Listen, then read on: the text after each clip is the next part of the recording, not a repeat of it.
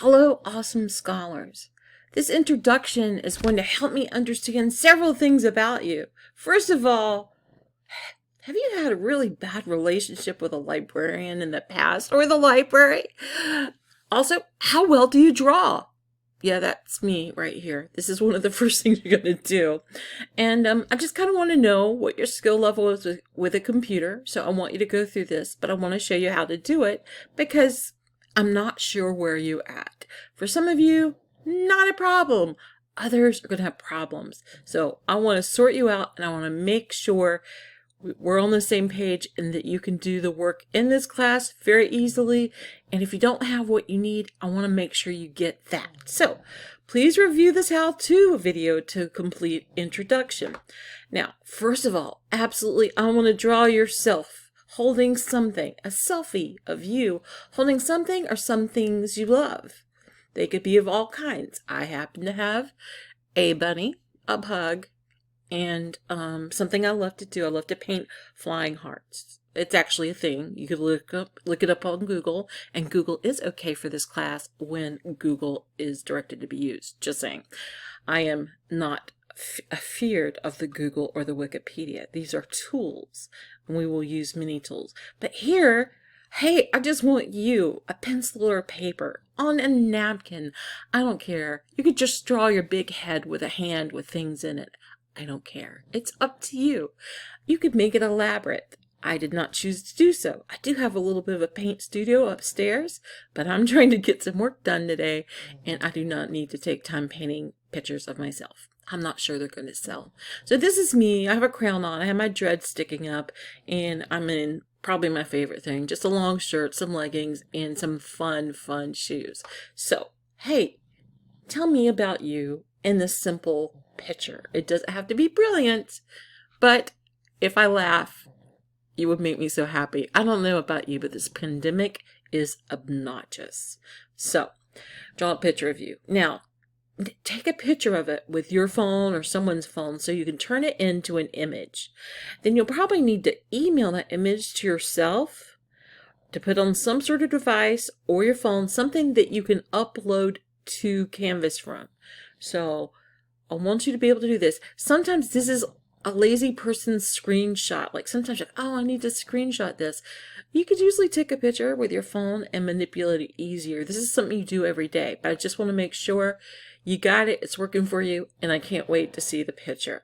Any medium, and some of you may get crazy, and some of you may just draw your head in the sand. I'm not really sure what you're going to do. I'm very excited about it. Now then, I'm going to ask you to create a ridiculously long 20-word title for this photo. Now, the reason you're going to do this is because I want to teach you how to use something called word mapping. And it's going to come up when we're working in keywords. So this is my ridiculous long title for my piece. See? This is me, my dog, my bunny, and my heart. So I'm going to type that out. And here, up here, I'm going to direct you to use this particular thing. It creates a word cloud. If you're a person who does word clouds anyway, use your own. It doesn't really matter. I just want to see a word cloud situation. This is the thing I've linked to. This is my piece. I'm going to go to generate, and you have some choices.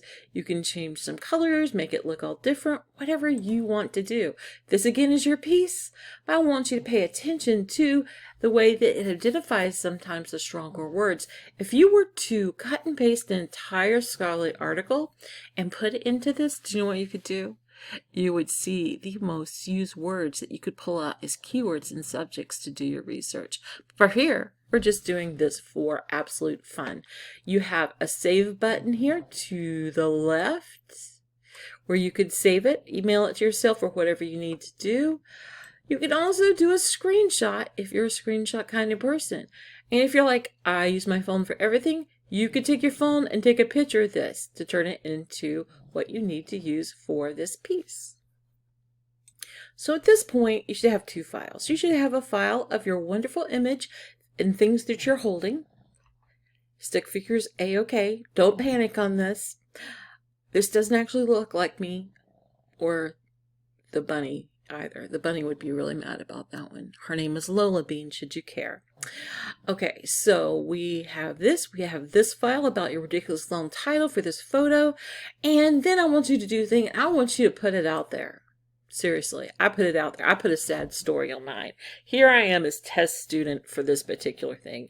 You see that I put my image here. I put my word thing here. I shared my words just in case because I noticed it wasn't really readable. And I put my library experience here. Do you know what? I'm a librarian. I have been a librarian for 20 some odd years. I work for New York Public Library, Tampa Hillsborough Public Library, Ringling School of the Arts, Marine Science Laboratory Library, State College of Florida, and University of South Florida in this time period. So I've had a great deal of experience. But you know what? It didn't start out like that, friends. Oh, my young scholars, it did not start out that way. So I tell you a terrible story here that actually happened to me with the most terrible librarian. And do you hear me? I'm kind of choking up even thinking about it. So yours might have been awesome. I'm not really sure what happened to you when you use the library or librarian.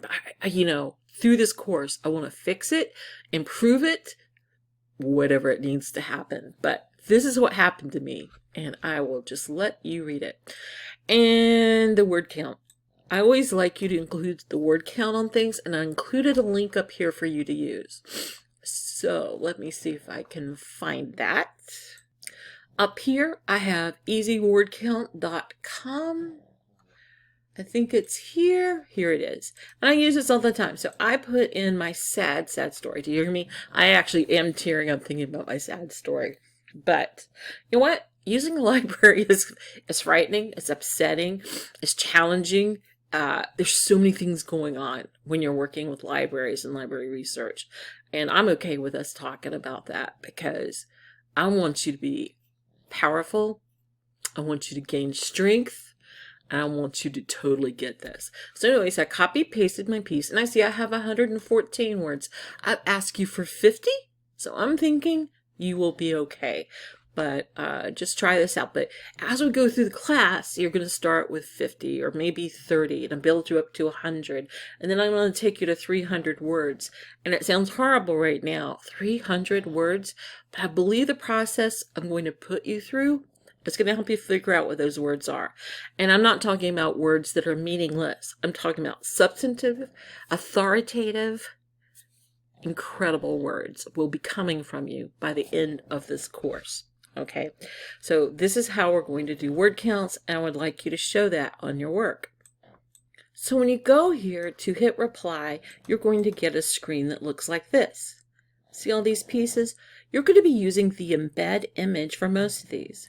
When you go to embed image, I'm not sure you're going to have all these pieces, but go to Canvas and go to My Files, not Course Files, My Files, and this will light this up. Upload a file. Find one that's good for you. Let me see. These are a lot of classes I'm going through. Yes, I need to work on my files. So let's go all the way down. I have Anatomy of Things. Hang on. Oh, this is unusual. This is actually in your course. It's from the Filipino Forum, which is a newspaper that did come out in this area. We have some historical pieces of it. So here, I would go Filipino Forum. And the reason this is important is because persons who may have a reading disability should be able to understand what the image is. So always use that alt text. Here you're like, oh my goodness, it is huge. 900 or probably 1000 covers this screen. So if you go 500, it cleans it up here and there you go. So that is how you'll be adding your images. You can also type this is my page, whatever you want to do. So all these other pieces should be familiar to you. Just that one part has a little bit of curvature, and you have your traditional pieces up here. Now, if you're thinking, oh man, I really cannot do this. Well, I want you to reach out to me. Do you know what happens during this class you have never taken before in your life? You will find the part like, I have no idea how to do this. This is not a time to panic. This is a time to go, the role of a librarian is to assist me. I'm going to reach out to my librarian and instructor to try to figure out what this means. And do you know what will happen? We will set up a Zoom appointment. I will send you an email. I will produce you a video, whatever it takes. And we're going to work on this. The class inherently is not set up to be punitive, and I'll go over more of that later. All of the work you do, if you lose points up to the date that it is due, everything's due in, you can redo it for full points. Okay, so I want you to feel that, because this is a learning experience, not an experience where I'm always marking things down and you don't know why. I'm going to mark things down. I'm going to explain to you why. You will fix it, and we'll get it done. And in some cases, some of you may not have what you need to get this class done. So let me show you something special. This is the library page. Through this, you may discover something isn't working for you, that you need a laptop, that you need a webcam, and this is not just for this class, but other classes. You may need a calculator. You may be only able to use your phone. We have wireless keypads, touchpads like typing that you can use, and they're actually really great, especially if you're using something like Google Documents or something on your phone. It is so easy. You should be able to do almost all your work doing this. And the way you do it is go to the library, which is, let me take you all the way back. You're going to go to bigbend.edu. You're going to go to academics. You're going to go to library. You're going to go to this big green piece right up here. And this tells you all the things we do. If you're a first-time borrower, you're going to have to fill some things out. Your name.